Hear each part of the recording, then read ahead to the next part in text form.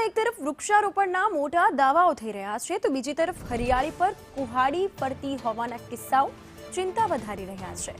શહેરમાં 1 મિલિયન વૃક્ષો વાવવાના સંકલ્પ વચ્ચે નવરંગપુરા વિસ્તારમાં કોઈ પણ પ્રકારની મંજૂરી વગર જૂના લીમડા સહિતના વૃક્ષો કાપી નાખવામાં આવતા ખળભળાટ મચી ગયો। મ્યુનિસિપલ કોર્પોરેશનની આંખ નીચે જ થયેલી આ કામગીરીથી શહેરી વનસ્પતિના રક્ષણ સામે અનેક સવાલો ઉઠ્યા છે।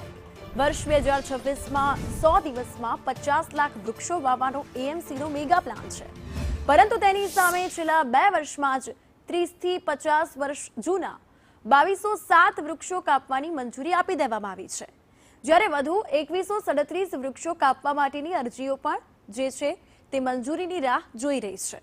વિકાસના નામે વૃક્ષોના નિકંદન અને વૃક્ષારોપણના દાવા વચ્ચેનો આ વિરોધાભાસ અમદાવાદના ગ્રીન કવર માટે ભવિષ્યમાં જોખમી સાબિત થઈ શકે તેમ છે।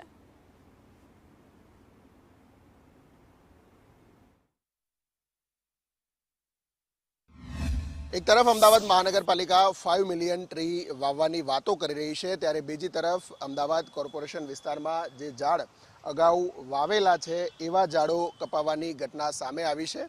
નવરંગપુરા HL કોમર્સ કોલેજ પાસે આ ખુલ્લી જગ્યાની અંદર જે ઝાડ વાવેલા હતા, લગભગ 100 વર્ષ જૂનું લીમડાનું ઝાડ સહિત અન્ય કેટલાક ઝાડ છે એ પણ અહીંયા કાપી દેવામાં આવ્યા છે। તે પ્રકારના દ્રશ્યો સામે આવ્યા છે અને એને ધ્યાનમાં રાખી કોર્પોરેશનની ટીમે અહીંયા જે કામગીરી કરતા કેટલાક વાહનો છે એને પણ જપ્ત કર્યા હોવાની માહિતી સૂત્રો પાસેથી અત્યારે મળી રહી છે। જો કે દરરોજ આ પ્રકારે એક બે વૃક્ષો છે એ કપાતા હોય તે પ્રકારની ઘટનાઓ સામે આવી છે।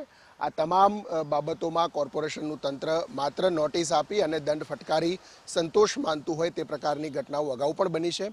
ફરી એકવાર 5 મિલિયન ટ્રી પ્લાન્ટેશનની વાતો વચ્ચે અમદાવાદના આ નવરંગપુરા વિસ્તારની અંદર જૂના જે વૃક્ષો છે એ કાપવાની ઘટના આવી છે।